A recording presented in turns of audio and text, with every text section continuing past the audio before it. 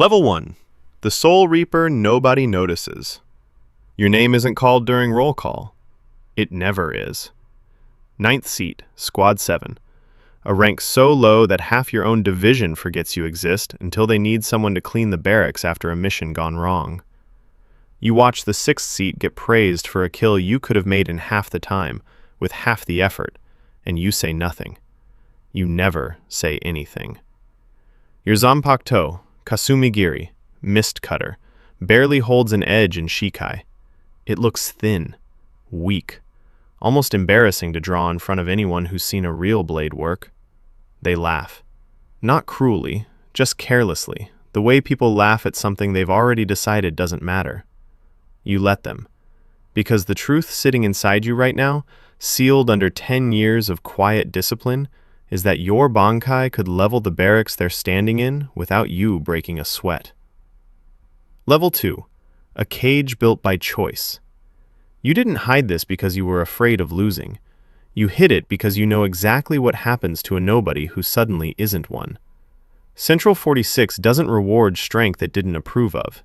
It investigates it, contains it, erases it quietly if the story is easier that way. You've seen it happen to Soul Reapers who rose too fast, too strange, too far outside the shape the court expected. You were 9 years old, in Soul years, the first time you watched a prodigy disappear from the registry overnight. No trial, no explanation, just gone. So you buried yourself instead of waiting for someone else to do it. And the truth is, it was never a hard sacrifice. Not really, because what you built underneath that thin Shikai was a life you actually wanted to keep. Friends in Squad 7 who tease you for being unremarkable and mean it with affection, not contempt. A seat by the barracks fire that's yours without anyone fighting you for it.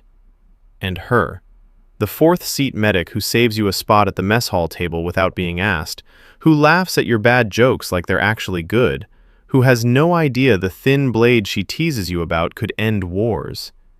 You didn't want rank. You didn't want to be seen. You wanted this, the ordinary, unremarkable, safe version of a life, sitting right in front of you every single day. Your Zanpakuto never lied about who you are. It just showed the version of you that you were allowed to want. Level 3. The Empire doesn't ask twice. The second invasion doesn't knock. The sky over the Serete splits white, and Wandenreich soldiers pour through it in formation, and every captain who survived the First War is already moving before the alarm finishes ringing. Captain Commander Kyoraku's voice cuts through every division's comm at once. Hold your line, protect your section, do not engage a Sternritter alone.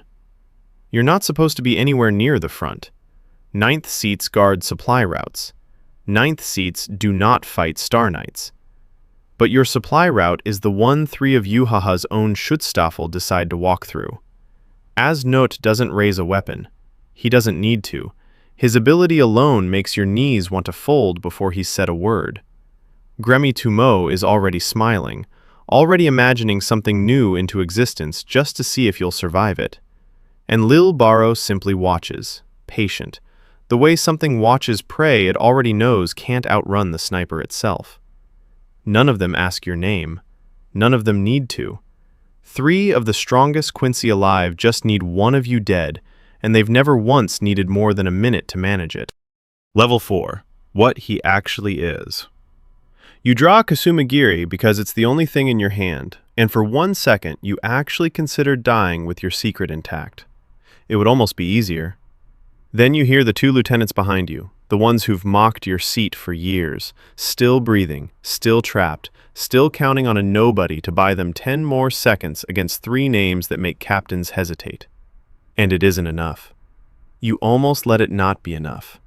10 more seconds for 2 people who never saw you isn't worth 10 years of hiding. Then you hear her voice, not the lieutenant's, her, pulling wounded Soul Reapers out of the collapsed east corridor with 2 of your closest friends beside her, all 3 of them directly in Gremi's line of sight, all 3 of them completely unaware that his imagination has already started deciding how they die. Everything you built your entire quiet, careful, unremarkable life to protect is standing in the one place your silence can't reach anymore. The mist around your blade doesn't move like mist anymore. Level 5. Bankai. You don't announce it. You don't need to. The word still leaves you anyway. Broken, quiet, almost involuntary, like it's been waiting 10 years for permission. Bankai.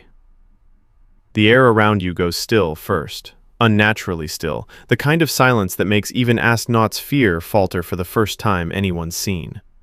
There's a bitter kind of irony in it. The man whose entire power is fear just met something that outscares him without lifting a finger. Then the light comes. Not loud, not explosive, just absolute. Swallowing the alley, swallowing the fight, swallowing every assumption anyone has ever made about what a ninth seat is capable of. Somewhere behind you, she stops pulling the wounded for just long enough to see it. To see you. Asnot opens his mouth to weaponize your fear and finds none left to use. Gremmy doesn't get to finish imagining whatever he'd planned to become. Leela Barrow raises a hand to line up the perfect shot and discovers, in his last clear thought, that some things don't miss back. You don't need any of them to understand what's happening. You need them gone, and every person still breathing behind you kept that way. In the stillness that follows, gone is exactly what they are. Word travels faster than the fight ends. By the time the second invasion is pushed back, every division knows a ninth seat in Squad 7 ended 3 of Yhwach's own Schutzstaffel in under a minute, names captains had spent months preparing to lose to. Half of Soul Society calls you a hero within the hour. Central 46 calls you something else entirely, an unregistered threat, a decade-long deception, a soul reaper who lied to the court by omission every single day you wore that seat. They move fast. Faster than the gratitude does. It's Captain Commander Kyoraku who stands between you and whatever Central 46 was prepared to do. He doesn't deny what you are. He reshapes it, a controlled experiment, sanctioned research into dormant Ryatsu potential, a story with just enough truth in it to survive scrutiny and just enough distance from the real one to keep you breathing. It costs him standing. It costs you everything else. The compromise Central 46 accepts isn't mercy. It's containment with better manners. Exile to the human world. Your name quietly struck from the registry that never valued it anyway. Your Bankai now a rumor instead of a record. She finds you at the Senkaimon before it closes. She doesn't ask why you never told her. She just asks if you're coming back. You don't know how to answer that yet. You walk through the gate as it seals behind you, and somewhere in the Serete, the people who spent 10 years laughing at a ninth seat are still trying to reconcile the Soul Reaper they dismissed with the one who saved them, and the one who's already gone.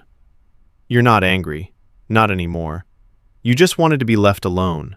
You never got to choose how. But the war isn't over, and neither, you suspect, is your part in it.